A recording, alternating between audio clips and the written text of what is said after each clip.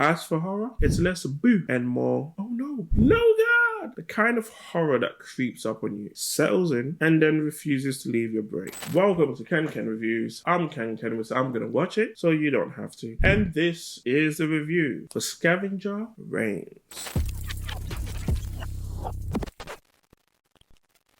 If you got this far and you enjoy films, TV, video games, theatre, and all that kind of jazzy stuff, hit the subscribe button, roll with us. That way, let's discuss.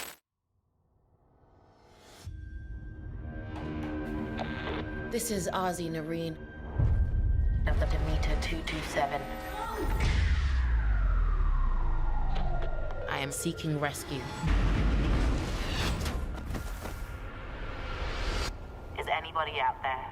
Imagine Lost in Space and Avatar had a weird fever dream love child, and that child got abandoned on an alien planet filled with horrifyingly beautiful creatures. That's Scavenger Reign in a nutshell. The show throws a bunch of unlucky survivors onto an alien world that clearly never got the memo about being hospitable. Stranded after their spaceship, the Demeter, suffers catastrophic damage, they must navigate an environment where everything, yes, everything, is either trying to eat them, infect them, or fuse with their spinal cord. It's survival horror, but instead of jump scares, it's the creeping existential dread of becoming one with a plant monster. The voice cast here is an indie band you've never heard of, but suddenly realize is amazing. Sunita Mani brings a real depth to Ursula, making her journey both harrowing and oddly poetic. Alia Shoka is a fantastic addition, injecting her signature mix of dry humor and vulnerability into Carmen, who somehow makes surviving an alien hellscape feel like an extreme form of therapy. Then there's Wumi Masako, whose character Levi delivers some of the most unsettling, heartfelt moments of the series. Meanwhile, Ted Travested gives us a performance that can only be described as, what if your worst fever dream had a voice? Which, trust me, that's a compliment. Visually, Scavenger Reign is a work of art. Every frame looks like it was hand-painted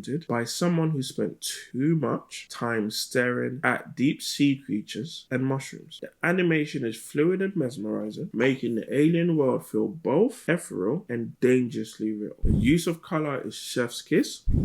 It lulls you into a false sense of beauty before you realize, oh, that tree is breathing. The sound design and score, haunting. The music sneaks into your brain like an eerie lullaby before crescendoing into a full-blown psychological warfare. And the creature sound effects. Let's just say, if you had headphones on, be prepared to turn around and check if something's actually behind you. Cinematography-wise, yes, animation can have cinematography. The show employs framing and camera technique that make you feel the vastness of the alien world while keeping you claustrophobically close to the characters. Think Studio Ghibli meets Annihilation, but with more body horror. The plot of Scavenger Reign is less, here's a clear narrative, and more, let's take a slow, psychedelic walk through madness. This is not a complaint, by the way. It's not. The story unfolds in a way that respects your intelligence. There are no lazy exposition dumps, just eerie visuals, unsettling encounters, and moments of quiet dread. The pacing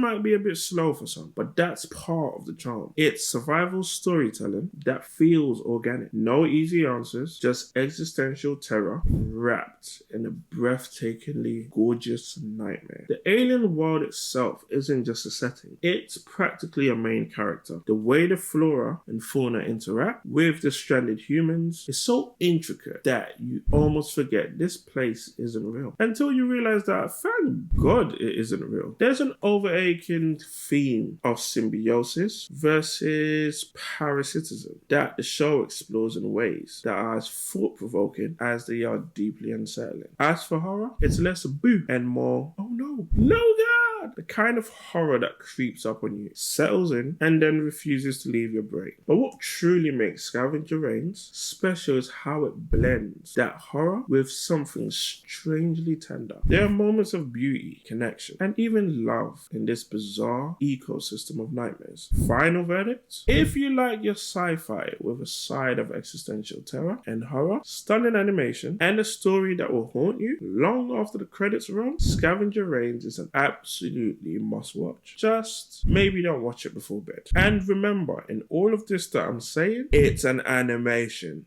Netflix, done it again. What did you think of Scavenger Reigns? Do we need a season 2? Which one of these kills was your favourite? Did you feel the horror element in all of it? If you're enjoying these reviews, be like these survivors. Latch onto things like liking, commenting, and subscribing. That way, let's discuss.